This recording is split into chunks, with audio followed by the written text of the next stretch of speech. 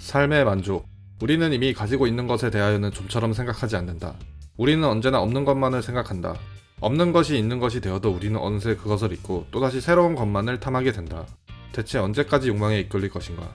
그건 우리가 선택하고 정해야 될 문제다. 기억의 오류. 우리들이 어려운 형편에 있을 때는 과거의 좋은 기억들을 회상한다는 것이 매우 유용한 일이 될 수 있지만, 좋은 형편에 있을 때는 나빴던 기억 따위가 매우 냉혹하고 불완전한 것이 된다는 것은 참으로 기묘한 사실이다. 오늘을 살아가는 참된 지혜. 인간과 비교해볼 때 짐승은 한 가지 참된 지혜를 가지고 있다.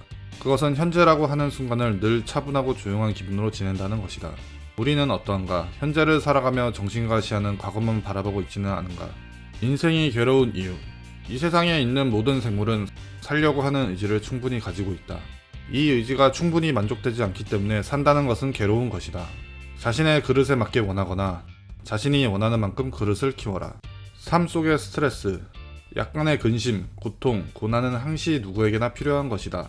바닥짐을 싣지 않은 배는 안전하지 못하여 곧장 잘 수 없으리라. 단 하나의 마이너스도 없는 게 좋은 삶이 아니라. 너의 삶을 유지하는 최소한의 긍정적인 스트레스를 찾아라. 양서를 읽기 위한 조건. 좋은 책을 읽는 조건은 나쁜 책을 읽지 않는 것이다. 원하는 것을 얻는 방법이 떠오르지 않는다면 반대로 생각해보라. 앞면은 복잡해도 뒷면은 단순할 때가 많다. 행복의 원천. 인간의 행복은 거의 건강에 의하여 좌우되는 것이 보통이며, 건강하기만 하다면 모든 일은 즐거움과 기쁨의 원천이 된다. 반대로 건강하지 못하면 이러한 외면적 행복도 즐거움이 되지 않을 뿐 아니라 뛰어난 지식, 감정, 의지조차도 현저하게 감소된다. 한 발자국의 용기. 용기란 우리들 인간이 행복을 누리는 데 있어서 하나의 중요한 구실을 하는 요소이기도 한 것이다. 용기가 없을 수도 있다. 디디기 전에는 크게 보이는 한 발자국의 용기가 디디는 순간 별거 아니었다는 걸 알게 될 것이다. 행하라. 그렇다면 그대는 원하는 걸 얻을 것이다. 인생의 완성. 인생의 최초 40년은 내게 텍스트를 부여하고 나머지 30년도 그에 대한 주석을 부여해준다. 인생의 첫 40년은 자신이 직접 쓴 소설이며 나머지 30년은 그 소설을 해설해준다. 그리고 죽으면 인생은 완성된다. 당신의 오늘은 당신의 완성을 위한 과정 중의 하루이다. 하루에 매몰되지 마라. 오늘이 슬프다면 내일을 행복하기 위해 준비하라. 행복과 불행. 행복은 만족을 모른다. 착시 현상과 비슷하다.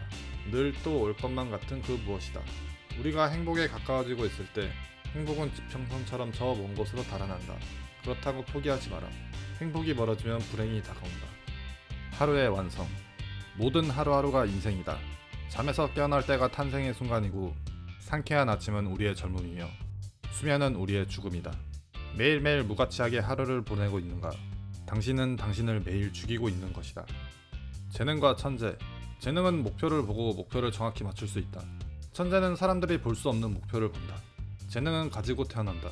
천재도 태어난다. 둘 다 없으면 가능한 것만 하자. 각자의 재능. 의사는 사람들의 연약함을 본다. 변호사는 모든 사악함을 본다.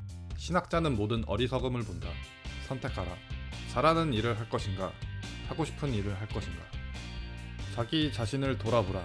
인간은 진정 혼자 있음을 통해서 자기 자신을 알게 된다. 한 인간이 고독을 소중하게 생각하지 않으면 자유의 소중함도 모를 것이다. 왜냐하면 인간은 진정 혼자 있을 때만 자유롭기 때문이다. 집단 속에서 자신을 잊지 말라. 너의 소속이 너를 설명하는 게 아니다. 만남과 이별. 모든 이별을 통해 죽음이 어떤 것인지 알 수 있다. 모든 재회는 부활을 뜻한다. 만남이 있으면 헤어짐이 있다. 모든 것에 의미를 부여하지 말라. 진실의 가림막. 진실의 발견은 효과적으로 방해받는데 이는 실체의 잘못된 시선으로 오류를 낳는 것도 아니요, 모자란 추리력도 아니다. 바로 선입견과 편견이 주범이다. 인식의 한계. 모든 사람은 자신이 보는 만큼만 세상을 보고 그게 전부라고 생각한다. 좌절과 지혜의 깊이. 좌절을 경험한 사람은 자신만의 역사를 갖게 된다. 그리고 인생을 통찰할 수 있는 지혜의 길로 들어선다. 부와 명예. 부는 바닷물과 같다. 그 짠물을 먹으면 먹을수록 우린 더 목마르며 그건 명예도 마찬가지다. 돈과 행복. 돈은 추상적으로 인간의 행복이다. 더 이상 구체적으로 인간의 행복을 즐길 수 없는 그는 완전히 돈에 전념하게 된다. 위대한 영혼. 혼자 사는 것은 모든 위대한 영혼들의 운명입니다. 위대한 영혼들은 세상의 모든 것에 질문을 합니다. 우리는 왜 사는가? 우리는 왜 먹는가? 우리는 왜 섹스를 하는가? 질문을 하면 사회의 누군가가 불편해집니다. 모든 질문에는 이유가 있기 때문입니다. 그 이유는 사람들이 만드는 이유입니다. 사회에 문제가 없다면 무언가를 요구하지 않을 것입니다. 따라서 문제와 함께 오는 모든 질문은 당신이 질문할 때마다 사회에서 이방인이 될 것입니다. 위대한 영혼들은 물질을 위해 살지 않고 질문을 하고 불의를 말하는 사람들을 의미합니다. 당신은 어떤 영혼입니까? 혼자라는 자유. 사람은 혼자 있는 동안에만 자신이 될 수 있고 고독을 사랑하지 않으면 자유를 사랑하지 않을 것입니다. 구속은 사회에 항상 존재하며 마치 벗어날 수 없는 동반자와 같기에 당신은 혼자 있을 때에만 진정으로 자유로울 것입니다. 온전히 혼자인 당신을 정의하고 이해하세요. 행복의 거래. 인간이 하는 가장 어리석은 행동은 행복을 위해 건강을 희생하는 것입니다. 우리는 건강해지려 운동을 하며 관절을 다치고 스릴을 즐기기 위해 목숨을 걸고 그렇게 호르몬에 중독되고 복종하며 자기 자신을 잃어가며 오히려 행복에서 멀어집니다. 만족의 기대. 우리는 어떤 특별한 만족을 기대하고 바라면 그 기대에서 즐거움의 일부가 흘러나옵니다. 우리는 그 즐거움을 미리 즐길 수 있게 되는 것입니다. 하지만 이것은 나중에 공제됩니다. 결국에 우리는 어떤 것이든 너무 많이 기대하면 그것을 덜 즐기게 됩니다. 진리의 발견. 진리의 발견은 존재하는 것들이 거짓으로 보이는 것들에 의해서가 아니라 그것이 오류를 이끄는 것에 의해서 가로막힙니다. 진리의 발견은 직접적인 추론 능력의 약함에 의해서가 아니라 선입견과 편견에 의해 더 효과적으로 가로막힙니다. 진리의 발견이 가로막힌다고 멈추지 마세요. 진리의 추구를 멈추는 순간 당신은 죽은 사람과 마찬가지입니다.